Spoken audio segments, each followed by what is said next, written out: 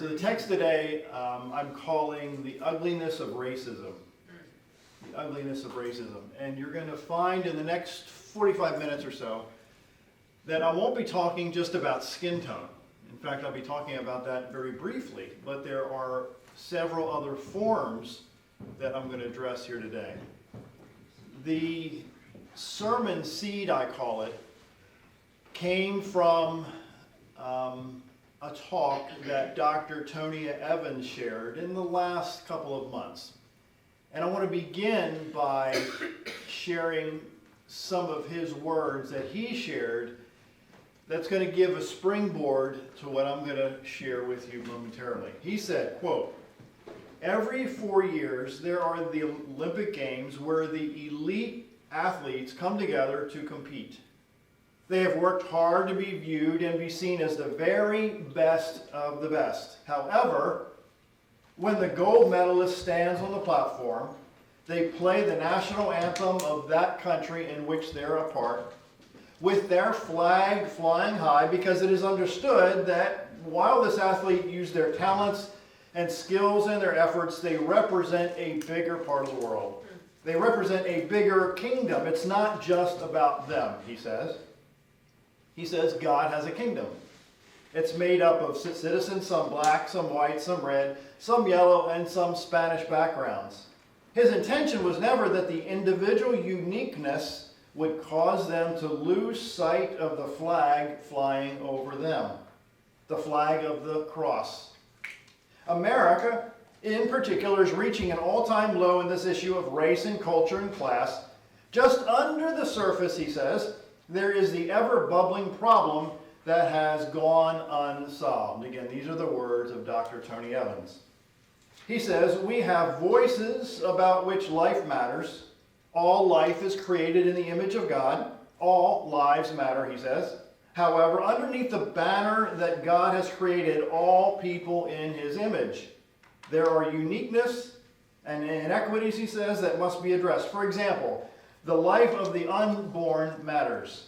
And so there is this emphasis on injustice in the womb. But that injustice in the womb must be under the umbrella that all life matters.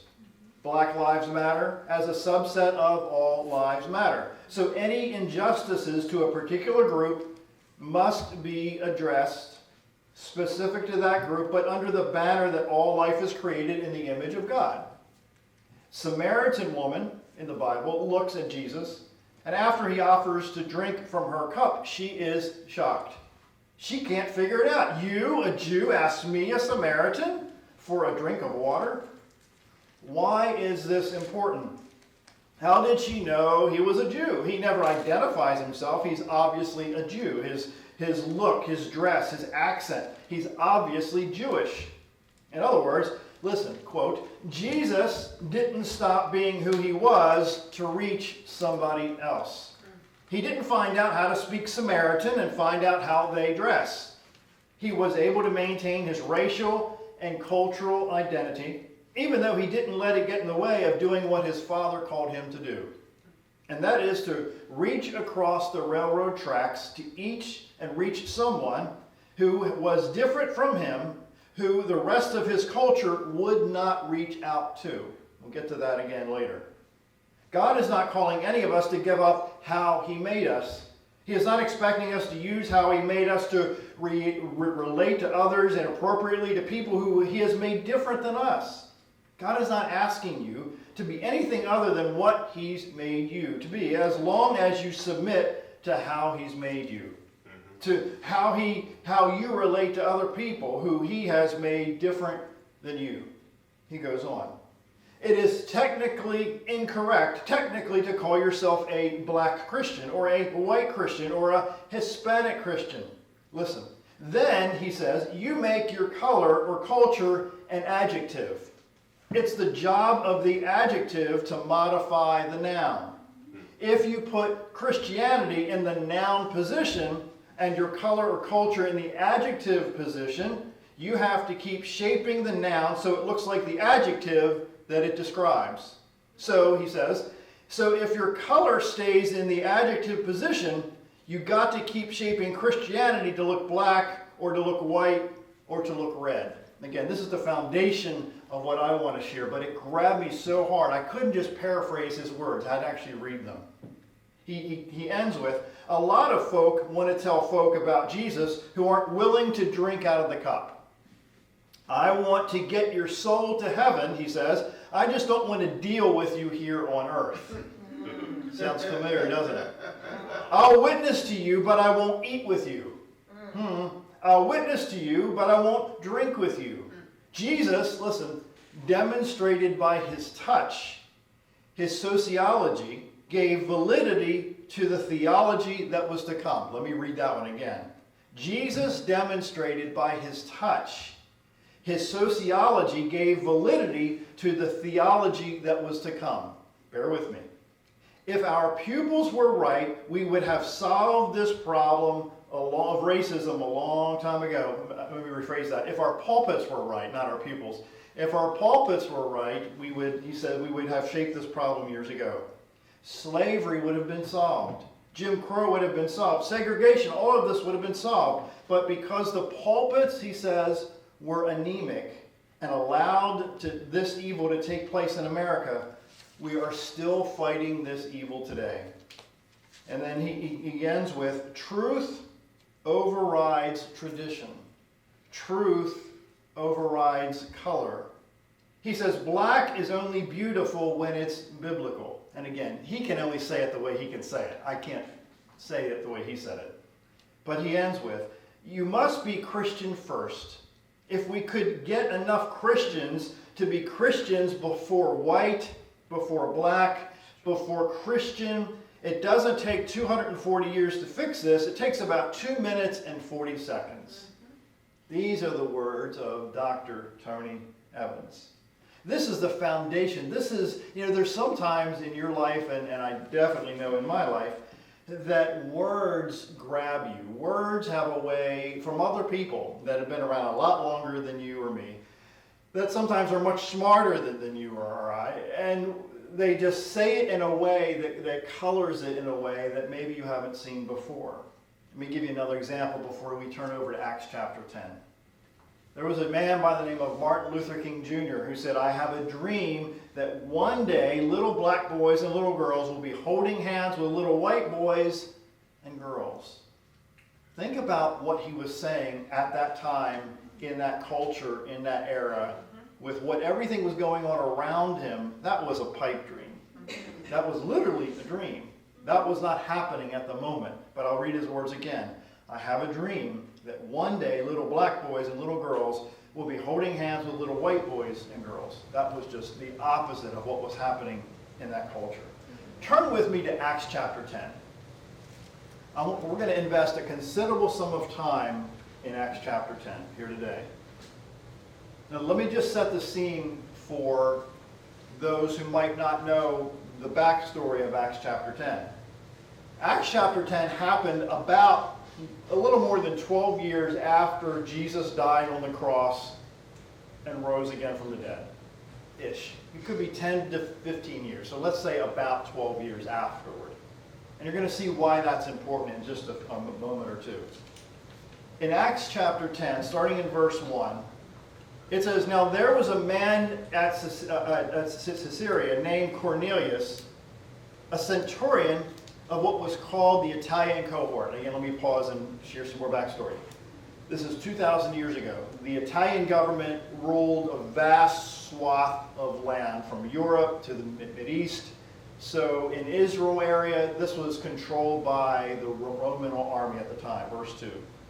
A devout man and one who feared God with all his household and gave many alms to the Jewish people and prayed to God continually. I want to jump ahead, but I'll calm down. Verse 3.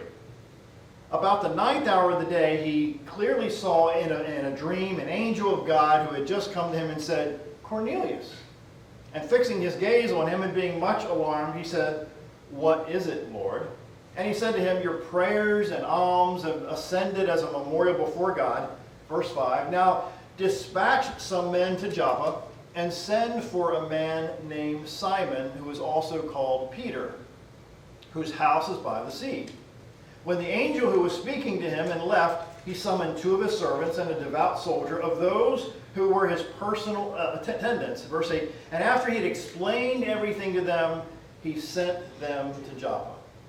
Let me pause the story. Stephen Cole writes, Peter was staying at Joppa on the coast by the water. It was a city where the prophet Jonah had fled to board a ship to Tarshish, and he was trying to run from the Lord's command. Some of us know that backstory. Now, this was about 30 miles north of Joppa and some 65 miles northwest of Jerusalem. So they couldn't just jump in the car and jump on the train to get where they needed to go. Now, under this culture, this man, this Roman, was over at least 100 soldiers. And in that culture, the Romans thought the Jewish people as being less than human. So generally speaking, many of the Roman soldiers looked at the Jewish people or the culture or the group of people as I'll say it again, less than human. So they treated them accordingly. Except for Cornelius. Let's pick up the story in verse number 9. On the next day, as they were on their way approaching the city, Peter went up to the housetop on the 6th hour to pray. But he became hungry and was desiring to eat. But while they were making preparations, he fell into a trance. And he saw the sky opened up and an object like a great sheet coming down, lowered by the 4 corners to the ground. And there was in it all kinds of 4-footed animals and crawling creatures on the earth and birds of the air. And a voice said to him, "Get up, Peter, kill and eat." Now let's pause again the story. Peter was living under the Old Testament law that said you're not allowed to eat certain things. You're not allowed to touch certain things. You're not allowed to hang around certain people. Now again, this is 10 to 15 years after Jesus died and rose again from the dead. This is 10 to 15 years after Peter had invested a few years of his life watching Jesus Christ not abiding by the Old Testament law. And that's a whole new sermon, but I'm going to throw a little bit of that in there. Jesus chose to hang around people that were non-Jews. That's right. And we're going to see in this story soon that Peter, even though he had walked with Jesus so closely, a dozen years or more after the fact, he was still not hanging around with non-Jews. Let's continue the story. Verse 14. But Peter said, "By no means, Lord, for I have never eaten anything unholy or unclean." Verse 15. And a voice came to him a second time. "What God has cleansed, no longer consider unholy." This happened 3 times. And immediately the object was taken up into the sky. Now, while Peter, it says, was greatly perplexed in mind as to what the vision which he had seen might be, behold, the men who had been sent by Cornelius, having asked directions for Simon's house, appeared at the gate. And calling out, they were asking whether Simon, who was called Peter, was staying there. And while Peter was reflecting on this vision, the Spirit said to him, "Behold, 3 men are looking for you. Get up, go downstairs, and accompany them without any misgivings." Think about this a minute. Again, remember, these are the Romans. These are the people that helped crucify Jesus, that culture, that army, if you will. So Peter justifiably could have been terrified, okay? But the Spirit of God warned him that he shouldn't be afraid. "For I have sent them myself," the sentence ends, verse 21. Peter went down to the men, and behold, "I am the one you're looking for. But what is the reason you have come?" Verse 22, they say, "Cornelius, a centurion, a righteous and God-fearing man, well spoken of by the entire nation of the Jews, was divinely directed by a holy angel to send you to come to his house and to hear a message from you." So he invited them in and gave them lodging. Now that was culture. That's not because Peter really got it. That's not because Peter, a light bulb went off at his head just that moment. Later maybe. But in that culture, when somebody came to your house, you invited them in and gave them a place to stay. So the story continues. Now think about this for just a minute. That Peter was told and raised, and his family and his family and his family and so on back, was told that you're not supposed to hang out with non-Jewish people. You're not supposed to hang out with people that eat unholy things, things that were not Jewish. In fact, it gets even deeper than that. We'll get to that in just a few minutes. That kind of gets a little graphic. Skip down to verse 23. So, and on the next day, he got up and went with them, listen, and some of the brethren from Joppa accompanied him. Now, I could interject, my observation there. I could guess why they went. I might do that eventually here, but I'm tempted to, but we really don't know why they accompanied them, but that's another sermon. Verse 24. On the following day, they entered Caesarea. So again, it wasn't a car ride, it was the next day, so they had to travel sometime. Now Cornelius was waiting for them, and he had called together his relatives and close friends. Uh-oh. Think about this a minute now. A Jewish guy who had never, this is Peter's own words, I never ate anything unclean. I never did anything dirty. I never really hung around the people. I'm a Jewish guy. But if you stop and think about this a minute, if I just pause the story, Peter was staying at the house of a tanner. A tanner is somebody who dealt with dead animals. In the Jewish culture, that is not cool. So was Peter kind of like cheating a little bit? Was he like, as long as nobody knows, it's okay if I stay with the house of this guy that deals with dead animals, which in the Jewish culture even today is not acceptable? I'm not sure. But now we're talking, Cornelius met him in verse 24 rather. But it wasn't just a meeting that was going to be with Cornelius and Peter. Oh no, we're talking a lot more unclean people, and I use that in quotes, okay? We're talking about a lot more heathens. We're talking about a lot more non-Jews that Peter was going to have to be touched by, potentially, or even kissed by, or hugged by. Oh my, verse 25. So when Peter entered, verse 25, Cornelius met him and fell at his feet and worshipped him. Now think about Peter a dozen years before. I think that Peter a dozen years before would have accepted that worship. Because if we all recall, Peter a dozen years ago was very arrogant. Peter, there was a time when Jesus said, I have to go to this place, and Peter whirled Jesus Christ around and said, you ain't going nowhere, bucko. My paraphrase, okay? So Peter had, you're going to see in just a second, Peter had changed. Peter had evolved. In verse 26, but Peter raised him up, saying, stand up, I am too just a man. As he talked with him, he entered and found many people assembled. So Peter could have been very arrogant here, but he was not. So we see earlier, actually back in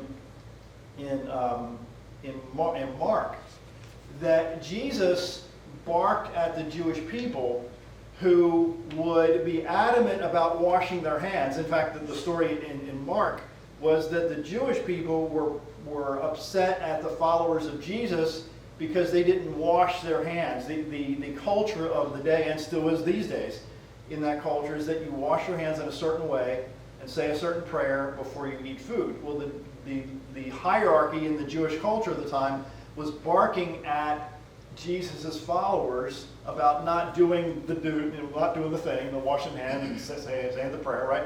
And then Jesus just body slammed them, like bent them in half over his knee, right? And told them, look, dudes, he says, you talk about people not washing your hearts, but your hearts are just nasty. My paraphrase, just nasty. And you make a big deal about washing people's hands.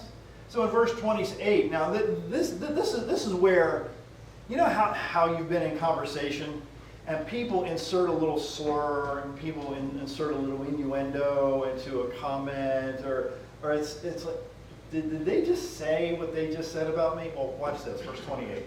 And he said to them, you yourselves know how unlawful it is for a man who is a Jew to associate with a foreigner or to visit him. And yet God has shown me that I should not call any man unholy or unclean. Verse 29. This is why I came without even raising any objection when I was sent for. So I ask for what reason you have sent me. Now we're not going to repeat this next part because I just shared that. But from verse 30 to 33, Cornelius tells Peter what happened. he had the vision and all that. We're not going to read this. So we skip down to now verse number 34. Again, I told you I was going to invest a lot of time in Acts 10. For those of us who maybe don't remember the whole story or have never heard the story before, okay? So again, remember, this is about 12 to 15 years after Jesus was raised from the dead. So 12 to 15 years at least now, Peter was carrying in him this old pattern that Jesus said several times in several ways that he came to do away with the old system of doing this and doing that to appear holy, to look holy from the outside. Jesus totally turned that around. So he says in verse number 34, I most certainly understand now that this is now Peter talking, okay? In verse 34, opening his mouth, Peter said, quote, I most certainly understand how that God is not one to show partiality, but in every nation the man who fears him and does what is right is welcome to him. The word which he sent to his sons of Israel, preaching peace through Jesus Christ, and he goes on down, verse 38, you know Jesus of Nazareth, how God anointed him with the Holy Spirit with power. Listen, listen, this is Peter talking now. And how he went about doing good and healing all who were oppressed by the devil, for God was with him. Now, Peter knew this, but Peter didn't practice it because he was raised in this system that, excuse me, that he could only associate with people that were like him. I'll pause for the 10th time here today or so. That so many Christians, so many non-Christians choose to only associate with people that are like them. So that if we're only associating with people that are like us, then how can we influence, how can we help, how can we serve people that are unlike us if we choose to only surround ourselves and to hang out with people that are like us? So verse 39, we are witnesses of all the things he did, both in and of the Jews and in Jerusalem. They also put him to death by hanging him on a cross. So again, verse 39 says that we were witnesses. Peter said we were witnesses. He saw it with his own two eyes multiple times, and yet he still looked down his nose at people that were non-Jews. Now, we may not have that system in Christianity, but we sure have an attitude sometimes of looking down our noses of people that are not like us. Maybe who are not Christians, or maybe people who have habits that kind of rub us the wrong way. And I could go down a list of those habits, but we're not. So he goes on to say that in verse 40, God raised him up on the third day and granted that he become visible, not to all the people, but to witnesses who were chosen before by God. Verse 42, skip down. And he ordered us, listen, and he ordered us to preach to the people and solemnly to testify that this is the one who's been appointed by God and the judge of the living prophets. Now, verse 44. Now, this is where it gets mind-boggling, because has your mouth ever hit the floor that somebody that you didn't expect got something that you didn't think that they were qualified to get, or that they were smart enough to get, or they were, all that to get? Watch. Verse 44. While Peter was still speaking these words, listen to this, the Holy Spirit fell upon those who were listening to what Peter was saying. Now, for those who don't know, in the Jewish culture then and now, to be considered fully Jewish, little babies, male babies, had to be circumcised. That was in the Old Testament. That's kind of graphic here, kind of R-rated language here. But that was a sign in the Bible that you were God's chosen people. I want to share why I'm saying this now. Verse 45. So all the circumcised believers who came with Peter, listen to the arrogance here, were amazed because the gift of the Holy Spirit has been poured out on the Gentiles also. For they were hearing them speaking with tongues and exalting God. So Peter and those following Peter were religious racists. Now let me put this down in my language. And you don't have to nod, you don't have to acknowledge it. But how many times haven't you been eyeballed because you may be black, or you may be white, or you may be orange or green or red or whatever color, And because you have achieved a certain status, people looked at you like, could that be possible? Because you're this? Because in their eyes, up until that point, you were less than. Listen to what they're saying here. I'll share it again. That those who came with Peter were amazed because the gift of the Holy Spirit had been poured out on the Gentiles also. Then Peter answered, verse 47. Listen to this. Surely no one can refuse the water for these to be baptized who have received the Holy Spirit. So again, he then baptized. So go to the next chapter here, chapter 11, just a couple verses. Verse 2, and when Peter came up to Jerusalem, all who were circumcised, who were the Jewish men, took issue with him, saying, you went to the uncircumcised men and ate with them? Now think about the religious arrogance here. Think about the people that you have in your family, I have in my family, my former co-workers. There was a guy, I shared this before, that was from the western part of Maryland. I'm talking sticks. I'm talking, they have to pump sunlight back there. I mean, it is way back in the boonies. And I hired him and some people in that area, and we had an office in the Baltimore area, and it was about 75% of black versus white. And he came down to the meeting one day, and he was just overcome with his words, there's all these black people. Okay, to me it's, as you know, people are people are people. And in longer story short, he didn't stay. He chose to move on in his career because of all those black people.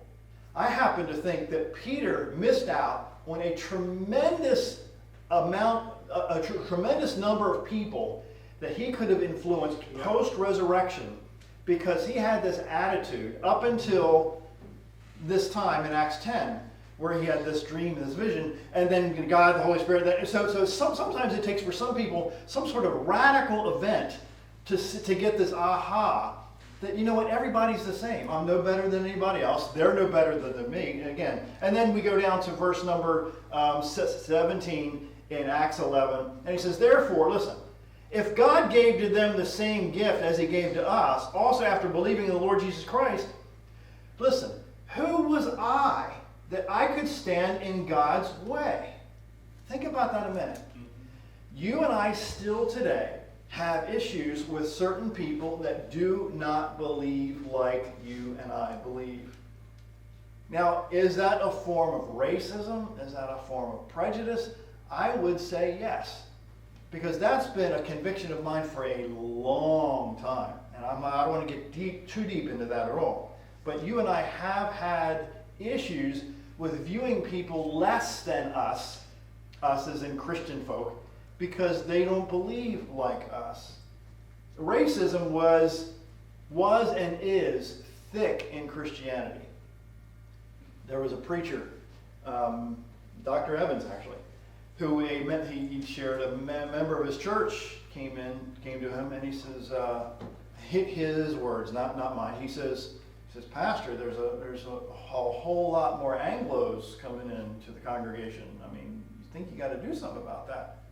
And longer story short, I can't describe exactly what he said, but in essence, he said, if that's a problem with you, then you need to move on. And I think sometimes you and I have people in our lives who have problems with people that don't look like the one in the mirror, and then we make their problem our problem. And then that shuts us down emotionally, that shuts us down spiritually, and certainly it shut down Peter. Because Peter had this racist baggage that Jesus taught the opposite of it. Consistently, he went and hung out with people that were greedy, that were thieves. He hung out with the opposite religion as Jewish people. He hung out and touched people that were ceremonially to a rabbi unclean in order to bring healing to their lives. There's a story there, I think, that a lot of Christian people are missing in a big way. And I wonder how many of us today, probably not in the same way, I hope, but we follow more the culture than we do what Christ taught. Mm-hmm. And then when we follow more what the culture teaches, then we don't get the results of what Christ taught, and then our lives are definitely watered down. In fact, not more than 100 years ago, there were tickets being sold in churches to go see black people hanged. Tickets being sold in white churches to go see black people hanged. Now, let that sink in for a minute or so. Think about that. Tickets being sold in white churches to go see black people hanged. Was that Christian? Was that sharing? Was that loving people? Loving people? Or judging people based on their skin color? For those of you here in the room, you know that is a serious pet peeve that I have to calm my emotions down because it's such a pet peeve with me. Frederick Douglass writes, "The marriage institution cannot exist among slaves, and 1/6 of the population, democratic America, is denied any privileges by the law of the land, which is to be thought of a nation boasting of its liberty, boasting of its humanity, boasting of its Christianity, boasting of its love of justice and purity, and yet having within its own borders, listen, millions of persons denied by law the right of marriage." There are, I think, the few who can literally change a culture if they're not afraid to speak up against the culture. And so many of us are intimidated to step up and to speak up against the culture because the culture seems so much bigger than us, when in fact, the people that change the culture are the minority. Because I'm not talking skin color minority, I'm talking the people, the number of people. Think about all the technological changes that have happened over the years, over the last 25 years. No, it hasn't been by a large group of people, it's been by less than 5 that have changed the world. So if you and I think that we can't change the world with just you and or me, then we're totally wrong. So the early church and some of the modern church is still full of racism. And I'm not talking just skin tone. I'm talking the personal habits of people that are not Christian. We get, I've shared the story here dozens of times. There are people that call themselves Christians that are like the old Jewish culture in the Bible, that they choose not to associate with people that are unlike them because they don't want to be corrupted. They don't want to become dirty. But again, I go back to what Jesus taught. That's not what Jesus taught. So if this is what Jesus teaches and has taught, then shouldn't I mirror what Jesus taught and not the Old Testament law that Jesus said, I came to do away with the law, I came to do away with the old system? Over in Acts chapter 26, the Message paraphrase shares a story. Acts chapter 6, starting in verse number 19, the Message paraphrase puts it this way. These people got together and asked him to make a public presentation over at the Areopagus, where things were a little quieter. They said, this is a new one to us. We've never heard anything like this. Where did you come up with this anyway? I'm in Acts chapter 26. Explain it in a way that we can understand. Downtown Athens, this is about Paul talking. There was always people hanging around here, and natives and tourists alike, waiting for the latest tidbits on almost anything at all. So Paul, listen, took his stand in the open space and at the, I can't say that right, Areopagus, and laid it out for them. They said they don't want to make it plain. He says, when I arrived here the other day, I was fascinated with all the shrines I came across. Again, we're talking St. Paul now. Paul, for those who don't know, was a Jewish guy who prosecuted the new Christian faith that was just born in his lifetime. So we find that Paul was then, I'll use the word transformed, from being a person who tried to kill the Christians to now being a huge fan of Christians and now a recruiter for Christians, okay? So the story goes on. It says, I'm here to introduce you to this God so you can worship intelligently knowing who you're dealing with. I'm in verse 24. This is a paraphrase of this chapter, or this text. He says, the God who made the world and everything in it, this master of sky and land, doesn't live in custom-made shrines or need the human race to run errands for him, it says, as if he couldn't take care of himself. He makes the creatures don't make him. Listen to this, starting from scratch, quote, he made the entire human race and made the earth hospitable. So and this text kind of goes on, but in that little phrase, in that little sentence, God didn't make the world as having, one group here and one group here. He made the human race. So my paraphrase of that, there's really one race. There's not multiple races here. There's a guy that by the name of Mike Yaconelli. No, I said that name wrong. Yaconelli. Mike Yaconelli. That's better. He says, I live in a small rural community. There are lots of cattle ranches around here, and every once in a while, a cow wanders off and gets lost. Ask a rancher how a cow gets lost, and chances are he will reply, well, the cows start nibbling on the tuft of green grass, and when he finishes, he looks ahead at the next tuft of green grass and starts nibbling on that next one, and he nibbles on that tuft right to the next one and to the hole by the fence, and then he sees another tuft on the other side of the fence, and so the story continues. He says, the next thing you know, the cow has nibbled itself into being lost. He says, Americans are in the process of nibbling their way to being lost. He says, we keep moving from one tuft of activity to another, never noticing how far we have gone from home and how far away from the truth we have managed to end up. He says, you've heard the term recipe for disaster, and I think you and I have a recipe for disaster every single day by our actions, by our heart, by our attitude. Because I go back to the Old Testament now, over in Micah chapter 6. It says, in one phrase, it says, he has shown you, O man, what is good. Listen, and what does the Lord require of you? It says to do justly. It doesn't stop there. It says to love mercy and to walk humbly with your God. So if we're supposed to walk humbly with our God, there is no room for racism. There is no room for arrogance. There is no room for pride and ego if we're supposed to follow this, to walk humbly with God. So the foundation of the opposite of the ugly self is really love, isn't it? That you and I are supposed to love people even though they don't practice the same way we practice, if they practice at all.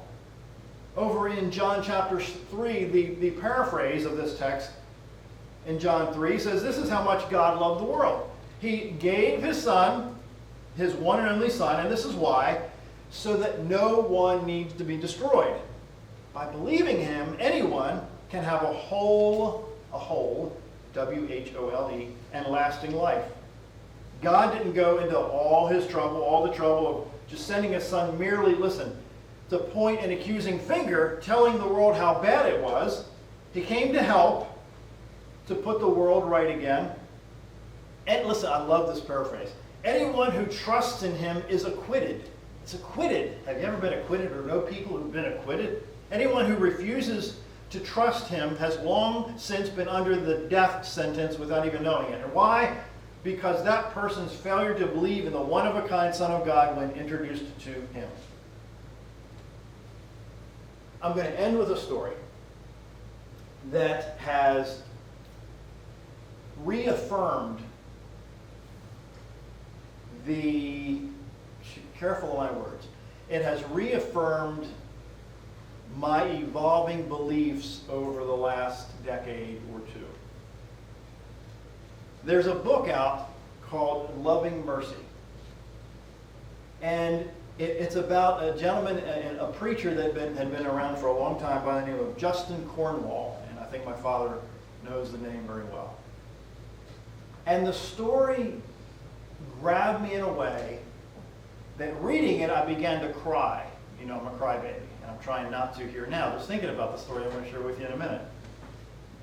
Because so many of the Christians, in quotes, that have been around for hundreds and hundreds of years have missed opportunities when the opportunities were presented in front of them because of how they viewed other people the way Peter viewed non-Jewish people. Let me share the story. This is by Simon Ponsonby, Ponsonby. Justin Cornwall, an American Pentecostal preacher who, after World War II, was invited to speak at a renewal conference in Germany. I end with this story. But Cornwall had a deep-seated grudge against the Germans and simply threw the invitation into the bin. Remarkably, when his wife emptied the bin, she spotted the invitation, pressed it out, and put it on his desk again. It haunted him for days as he shuffled around it. Finally, he reluctantly agreed to go. Arriving in Germany, he was not relieved of his disease, and the conference center turned out to be in the former headquarters of the SS, Hitler's elite guard, which aroused all sorts of images and old hatreds in him. He spent 2 days before the conference praying and fasting and preparing and avoiding the Germans. On the first night of the conference, he went down to speak and took umbrage of his translator, a somewhat stereotypical Aryan giant, blonde hair with a bun. So it was no surprise it was badly delivered, badly received, and died a horrible death. He returned to his room and decided to go back to America the next day. Full of humiliation and emotion, he cried himself to sleep. In the night, he awoke to demons screaming in his mind, "You don't belong here. You have no authority here. Go home." 3 times these demons woke him up. 3 times he rebuked them. After the 3rd time, he got up and asked God what was happening and why his prayers weren't sufficient and the demons kept returning. God spoke immediately. The demons are tormenting you because you really don't have any authority here. You have no authority here, listen, because you don't love these people. Your authority to minister is related, listen to this, your authority to minister is related to your love for those to whom you minister. Now you can go hating these people. Pack up and go home tomorrow. And you can let me love them, or you can let me love them through you. Cornwall acknowledged his deep racism and prejudice. Too embarrassed to go home, he confessed his sin and asked God to love through him the Germans who he loathed. He knew he needed a miracle of grace. Immediately he was overwhelmed by the Spirit of God and filled with Christ's love for the Germans. Having spent 2 days avoiding the Germans and refusing to eat with them, he could not wait for breakfast. He rushed downstairs to the queue for the breakfast and greeted and hugged everyone in the food line. When he got to his translator, he gave her a big kiss and hugged her. Immediately she pulled back and barked, "You hate us." "No, no," he replied. "That was yesterday. Today I love you." Justin Cornwall preached that morning, and the power of God was on his words. At the end of the sermon, there was a huge line of people waiting to speak with him personally, something he normally avoided. But he sensed God wanted him to be attentive to the people individually. One by one, people came and thanked him for helping them to forgive the Americans, whether because they had lost loved ones in combat against them or in bombing raids. Cornwall, he ends with, Cornwall saw pain and resentment cut both ways. Let me repeat that again. Cornwall saw that pain and resentment cut both ways, but the obedience to God heals historic hurts and unites us in the love of God. That story represented to me stuff I've gone through that has nothing to do with skin tone, nothing to do with skin tone at all, but with habits of certain people that I have been hurt by over the years, that has caused me years ago to raise an impenetrable wall. And through God's grace and through time has taken away those walls. Because now I look through lenses of love instead of looking through lenses of hate, because of the habits of some people that they've had that have injured me. So if you and I understand that racism in any form is ugly, whether it's with St. Peter, that had this view of people that were non-Jewish, or by a person's skin tone, or by a person's habits, it's all not what Jesus taught us to behave like. Jesus taught us to love where there are no boundaries, where there's no distance to the depth and breadth of love that we have for humanity. So if we consistently love humanity, if we consistently show love to people that don't have the same habits that we have, people will see, I think, God's love through us. Because maybe they're racist against us. And they're not going to come to us because they are racist. And I'm not, again, I'll repeat it a few times. I'm not talking just skin tone. I'm talking religion, I'm talking habits, I'm talking lifestyle. They're not going to approach us. But when they see your love, maybe their walls will start to come down. So it's really up to you and I to take those first several steps in order to impact the people in your world for the better.